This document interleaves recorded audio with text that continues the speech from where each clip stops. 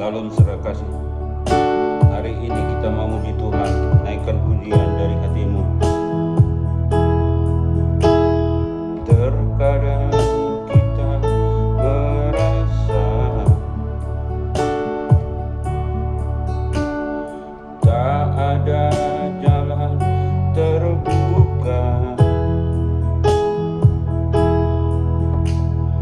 tak ada lagi waktu, terlambat sudah.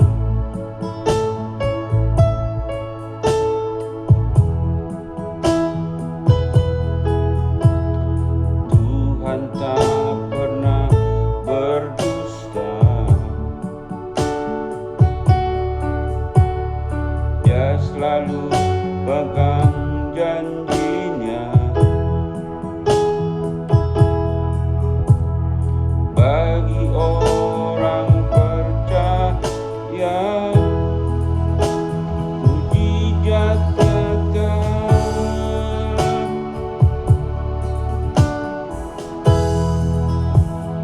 Dia mengerti, Dia peduli persoalan yang sedang terjadi. Dia mengerti, Dia peduli persoalan yang kita alami. Namun satu yang Dia minta, agar kita percaya sampai mujizat menjadi nyata.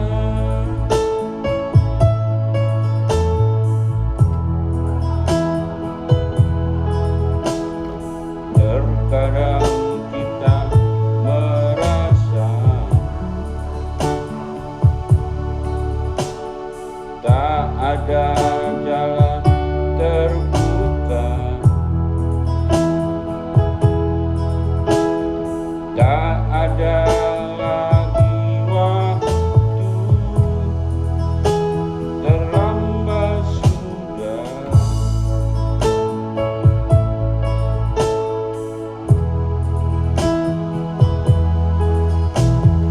Tuhan tak pernah berdusta,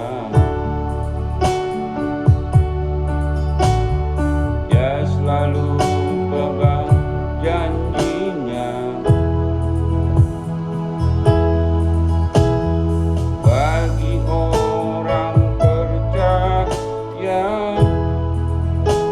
mujizat nyata.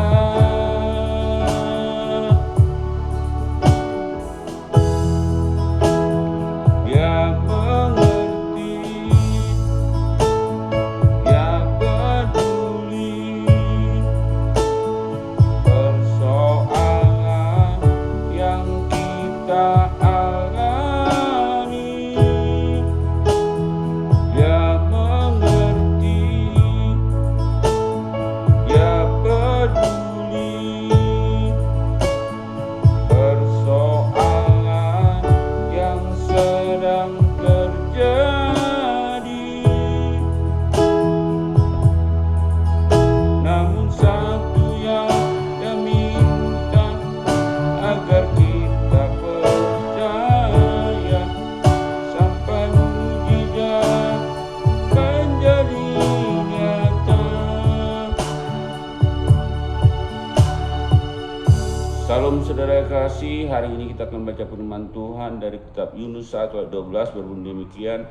Sahutnya kepada mereka, angkatlah aku, campakkanlah aku ke dalam laut, maka laut akan menjadi reda dan tidak menyerang kamu lagi. Sebab aku tahu bahwa karena akulah badai besar ini menyerang kamu. Tema firman Tuhan hari ini adalah berani mengaku salah.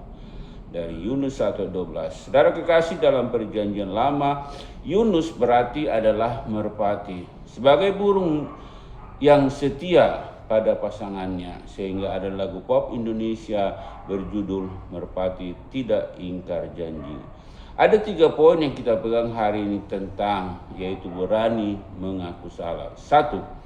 Yunus sebagai merpati adalah tidak setia. Kalau kita lihat dari bacaan tersebut, dia enggan dan tidak taat pada Tuhan, menolak perintah Tuhan. Disuruh pergi ke Niniwe, malah pergi ke Tarsis. Apa yang terjadi, saudara kekasih, bahwa dia tidak menginginkan keselamatan itu ada pada bangsa lain. Jadi pemikiran Yunus keselamatan itu hanya pada bangsa Israel. Karena suruhan Tuhan, dia menolak. Niniwe tidak perlu diselamatkan, padahal keselamatan itu adalah universal yang Tuhan inginkan. Niniwe yang 3 hari perjalanan Tuhan inginkan perlu diselamatkan. Yang kedua, akhirnya ketika dia pergi berlayar ke Tarsus, Tuhan menurunkan badai kepada kapal yang dia tumpangi, sehingga badai tersebut hampir menenggelamkan kapal tersebut, sehingga seluruh orang-orang yang ada di dalam kapal tersebut ketakutan. Mereka akhirnya membuang undi, dan undian jatuh pada Yunus.